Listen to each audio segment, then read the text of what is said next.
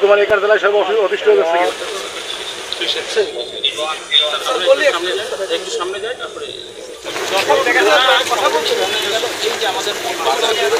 সংগঠিত হয় মঞ্চের ওখানে তখন যখন যাই তখন আমাদের ওখানে যে পার্টি ছিল এবং আমাদের এসপির নেতৃত্বে আমরা নিজেরাও ছিলাম তখন ওখান থেকে ওদের ডিসপাস করে দিই ডিসপাস করে এলাকাটা পুরোটা 16 জুলাই গোপালগঞ্জে একটি নতুন রাজনৈতিক দলের সভাকে কেন্দ্র করে কয়েকটি অনভিপ্রেত ঘটনা ঘটেছে এবং এখানে কতগুলো প্রাণহানি হয়েছে এবং এই প্রাণহানি সবসময় যেখানেই হোক না কেন মানুষের জীবনের চেয়ে বড় কিছু আর এর থেকে আর বড় কিছু হতে পারে না। তো এই জন্য এই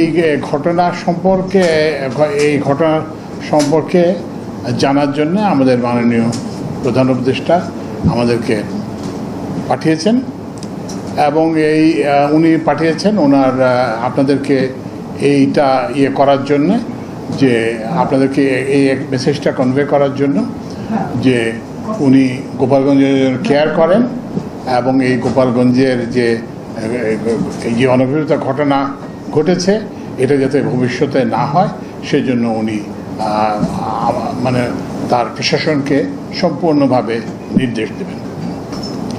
তো আজকে যে আমরা এসেছি এটাকে যদি বলা যায় যে আমরা একটা প্রাথমিক তথ্য সংগ্রহ করার জন্য এসেছি।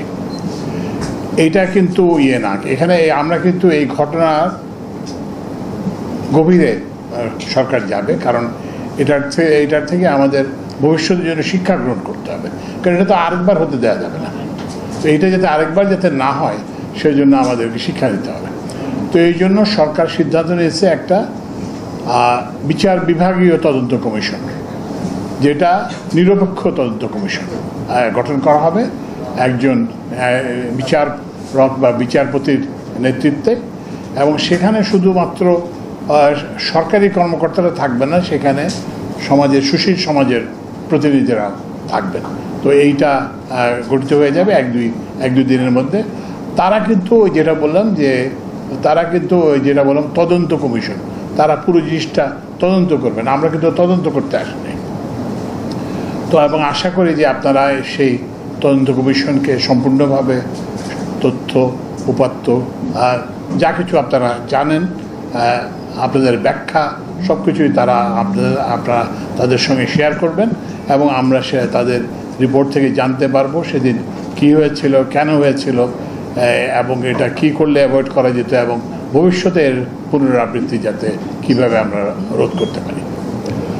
আর দ্বিতীয় জিনিসটা হচ্ছে যে আমাদের আসার আরেকটা কারণ হলো যে এখানে এই যে কর্মচারীরা যে সবাই বলছেন যে এই ধরনের কিছু একটা ঘটবে, এটা সবাই ধারণা করছিলেন, কিন্তু এটার যে স্কেল, এটা যে ব্যাপকতা, এটা কেউ অনুমান করতে পারেননি।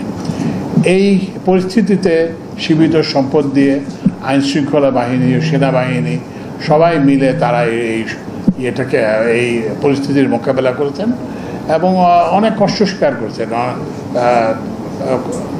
আইনশৃঙ্খলা বাহিনীর সদস্যরা এবং সেনাবাহিনীর সদস্যরা নিজেরা আহত হয়েছেন, সাংবাদিকরা আহত হয়েছেন, তারপরে হচ্ছে যে তারা না খেয়েছিলেন, নানান রকম প্রতিকূলতা সত্ত্বেও, নানান রকম ঝুঁকি সত্ত্বেও তারা দায়িত্ব পালন করেছেন।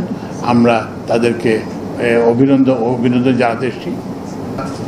কি বলে যে অন্তর্বর্তীকালীন সরকার এবং একটা দল নিরপেক্ষ সরকার, এটা শহীদদের রক্তের উপরে প্রতিষ্ঠিত সরকার, 20,000 30,000 আহতদের আত্মত্যাগের সরকার। তো সুতরাং আমরা এখানে গোপালগঞ্জে আমাদের কাছে যা, আমাদের প্রত্যেকে নিজের জেলাও তাই, এবং মাননীয় প্রধান উপদেষ্টা সেই বার্তাটাই দিয়েছেন যে আমরা গোপালগঞ্জে যাতে আমরা আশ্বস্ত করি আপনাদের যে আপনাদের এখানে কি বলে যে কোনো রকমভাবে যারা অন্যায় করেছেন, যারা ধরেন কি বলে যে পুলিশের গাড়িতে আগুন দিয়েছেন এবং আইনশৃঙ্খলা বাহিনীর কর্মকর্তাদের উপর হামলা করেছেন, তারা তো অবশ্যই আইন অনুযায়ী তাদের শাস্তি পাবেন। কিন্তু এছাড়া যাতে অন্য কেউ যাতে না হয়, ব্যবসা বাণিজ্য, আপনাদের যে স্বাভাবিক জীবন যাতে বাধাগ্রস্ত না হয়, সেজন্য আমরা সব কিছু চেষ্টা করতেছি যে এটা গণতন্ত্রের চর্চা করা, যাতে এটা আগে তো গণতন্ত্রের চর্চা হয় নাই, যারা বিরোধী মত হলেই সেটাকে দমন করা হয়েছে, আয়না ঘরে নিয়ে যাওয়া হয়েছে, নানান রকম শাস্তি দেওয়া হয়েছে। তো এখন আমরা চাচ্ছি যে সেই পরিস্থিতিটা পরিবর্তন করতে, এমন একটা পরিবেশ আমরা সৃষ্টি করতে চাই যেখানে সবাই নির্ভয়ে তাদের মত প্রকাশ করতে পারবেন, আবার দায়িত্বশীলতার সঙ্গে মতামত পেশ করবেন। এমন কোনো মতামত দেবেন না যাদের তাদের নিজেদের জন্যেই, নিজেদের দল কিংবা নিজেদের মতাদর্শের জন্য ক্ষতিকর এমন কিছু করবেন না।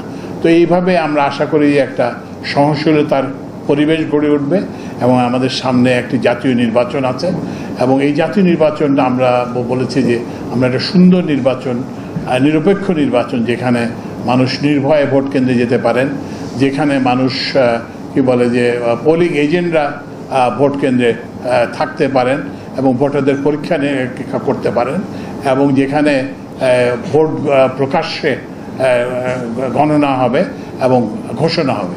আমরা এই জিনিসটা করতে চাই এবং এই জন্য কিন্তু রাজনৈতিক দলগুলোর মধ্যে পারস্পরিক সহনশীলতা আর প্রয়োজন। আর যেই আসেন না কেন, যেই নির্বাচিত হন না কেন, আমরা অন্তর্বর্তীকালীন সরকার তাদেরকে আমরা সহায়তা করব। কিন্তু এই নির্বাচন প্রক্রিয়াটা যাতে প্রশ্নবিদ্ধ না হয়, কারণ এই এটা একটা আমাদের জন্য একটা অগ্নি পরীক্ষা। নির্বাচন প্রক্রিয়া যদি প্রশ্নবিদ্ধ হয় তাহলে কিন্তু আমাদের সমস্যা আরও বাড়বে। তো আমরা সাংবাদিক সহ, রাজনীতিবিদ সহ, সমাজের সুশীল সমাজের সরকারি কর্মকর্তা, সমাজের অন্যান্য ব্যক্তিবর্গ, সবার কাছে আমরা সহায়তা চাই।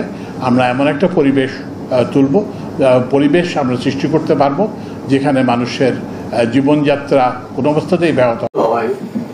যারা শাহাদাত বরণ করেছেন, নিহত হয়েছেন, তাদের যারা শাহাদাত বরণ করেছেন তাদের জন্য কিন্তু অনুষ্ঠিত হবে। দোয়ার আগে আমরা সকলে একবার সূরা ফাতিহা পাঠ করি, 3 বার সূরা ইখলাস পাঠ করি এবং দরুদ শরীফ পাঠ করি। আউযু বিল্লাহি মিনাশ শাইতানির রাজিম। বিসমিল্লাহির রাহমানির রাহিম। আল্লাহু আহাদ, লাম ইয়ালিদ ওয়া লাম ইউলাদ ওয়া লাম ইয়াকুল লাহু কুফুওয়ান আহাদ। বিসমিল্লাহির রাহমানির রাহিম। কুল হুয়াল্লাহু আহাদ, আল্লাহুস সামাদ।